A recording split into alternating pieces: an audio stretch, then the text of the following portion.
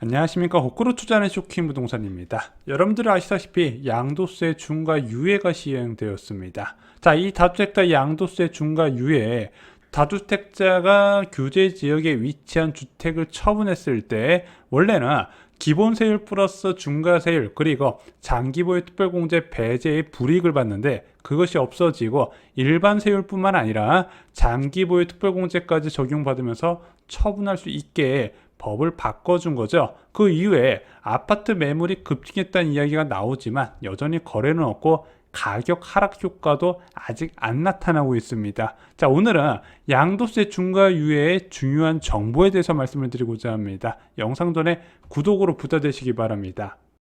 요즘 아파트 단지의 매물을 보면 특징이 있어요. 예를 들어 일반적인 매물이 한 15억에서 17억 정도 되는 단지가 있다고 보겠습니다. 자, 그런데 급매물이 하나가 있습니다. 14억 정도 됩니다. 한두 건 정도가 있어요. 그리고 황당 매물, 급매는 14억인데 17억 이상 올려놓은 매물도 꽤 많이 있다는 부분이죠. 그래서 급매 하나만 사라지면 아파트 단지 호가가 1억 이상 올라가는 단지들이 꽤 많이 있다는 부분이죠. 그래서 지금 어떤 이야기가 나오냐, 매물은 쌓이는데 전체적인 통계상의 가격은 오르고 있다, 이렇게 표현이 되고 있다는 거죠. 왜? 전체적인 매물이 비싸게 나오고 있다는 거예요.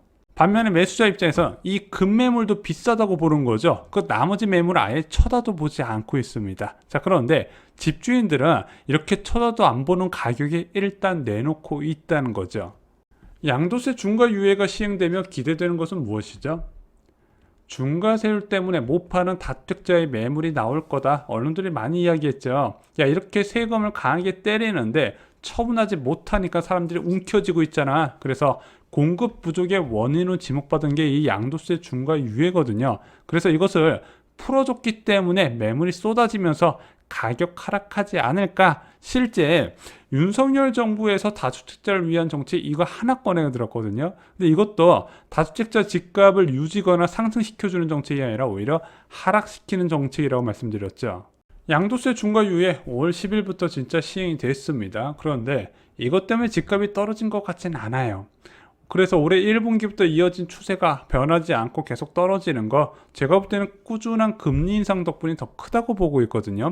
양도세 중과 유예 때문에 급매가 나왔다, 이것 때문에 무조건 팔아야 된다, 이런 매물 여러분들 못 보셨을 겁니다. 물론 전체적인 매물수가 양도세 중과 유예 시행 전후로 해서 크게 늘어났어요. 한 달 대비 인천 같은 경우는 10% 가까이 매물이 증가했고 서울도 8.5% 증가를 했습니다. 그런데 매물은 증가했지만 전체적인 호가가 크게 변화가 없고 급매 위주로만 나오고 있어요. 여전히 집주인은 가격을 낮추는데 소극적이라는 거죠. 쇼킹 부동산은요, 계속 집값은 하락할 이유가 있어야 떨어진다고 수십 차례 강조를 했습니다. 대표적인 사례가 바로 역전세난이죠. 자, 이 역전세난을 통해서 집값 하락한 원리에 대해서 많이 말씀을 드렸는데 오늘은 양도세 중과 유예에 따른 하락 효과 시기를 좀 전망드리고자 합니다. 오늘 영상을 보시면은 왜 지금 다주택자 중과 유예된 매물들이 쏟아지지 않고 가격 하락해도 효과가 없고 이것이 언제쯤 부동산 시장을 크게 뒤집어 놓겠구나 예상할 수 있으실 겁니다. 자, 이런 세제 개편에 따른 투자자의 움직임은요, 투자자 입장에서 예상을 해야 됩니다. 자, 대부분의 투자자가 거주하는 주택 한 채 그리고 전세 준 집 한 채가 있습니다. 당연히 처분하게 된다면 전세 준 집 먼저 처분을 하겠죠. 그래야 최종 1주택 개념도 없어졌겠다, 거주한 주택을 최대한 비과세 혜택 다 뽑아먹고 처분할 수 있기 때문이죠. 그러면은 이번에 규제 완화로 매도를 검토하게 됩니다. 근데 이거 바로 매도 가능해요? 불가능하다는 거죠. 바로 세입자가 거주하기 때문입니다. 세입자가 거주 중인 집이면요, 매수 제기자한테 집을 보여주기 어려워요. 아무리 갭 투자하는 사람도요, 집은 한번 보려거든요. 상태는 보고 매수하려고 그러거든요. 진짜 부동산 시장 과열 시기 아니면은 세입자가 있는 상태에서 집 한 번 안 보고 계약하는 게 어렵다는 부분이죠. 지금은 집 안 보고 계약되는 거 꿈도 못 꿀 일이죠. 갭 투자자 자체도 찾기가 쉽지 않은 상황이에요. 게다가 이렇게 부동산 경기 하락 시점은요, 새낀 집은 재갑을 받기가 더 어렵다는 부분이죠. 그래서 세제 규제가 풀렸다고 다주택자가 바로 팔지 못하는 상황도 우리가 알아둘 필요가 있다는 겁니다. 특히 세입자가 이사한 지 얼마 안 된 집은요, 매물 내놓는다고 소유자 찾기가 불가능해요. 자, 예를 들어 만기가 2022년 3월 입주 가능한 집을 지금 내놓는다? 그럼 누가 사요? 거의 안 사죠. 가격 진짜 싸게 팔지 않는 이상 안 산단 말입니다. 집주인들이 그것을 알기 때문에 매물로 내놓을 생각도 못 한다는 부분이에요. 그러면은 양도세 중과유예 대상 매물은 언제 급매로 나올까요?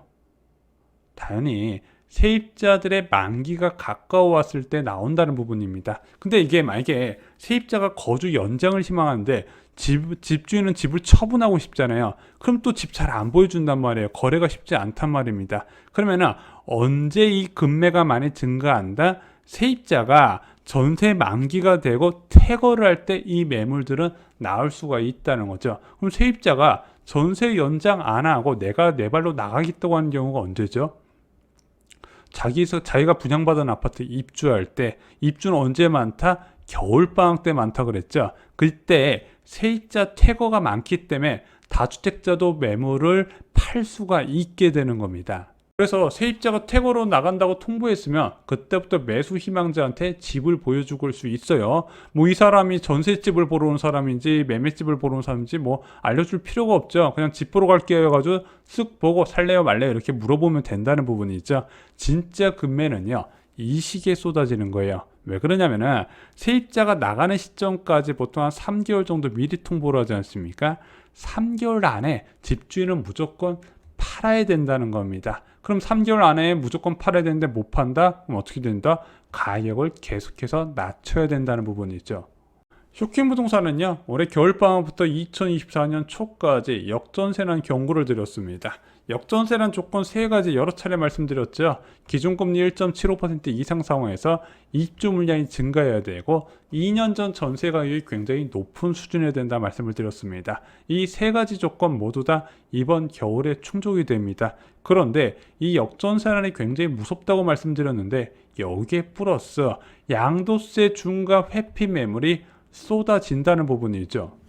양도세 중과 한시적 유예는 내년 5월 9일까지입니다. 자, 그러면은 다주택자 입장에서는 적어도 3월 달까지는 계약을 체결을 해야 되거든요. 자, 그러면은 금매가 늘어나긴 늘어나는데 어이구 이 상황에 역전세란이 겹쳤네. 부동산 가격은 꼭 팔아야 하는 매물이 많을 때 급락한다 말씀드렸고, 이번 겨울에 금매가 늘어날 이유 두 가지가 동시에 뭉쳐 있다는 거죠. 특히 역전세란이 워낙 강력한 상황에서 다주택자 매물 증가가 이번에 유난히 크게 나타날 겁니다. 원래 겨울에는 부동산 시장에 변화가 많이 발생했는데 이번에는 그 변화가 심상치 않은 결과를 만든다는 부분이죠. 현재 가장 똑똑한 내 집 마련 방법 두 가지가 있습니다. 방금 말씀드렸던 방학 시즌에 다가오는 대변화에서 금매를 잡는 방법이 있고요.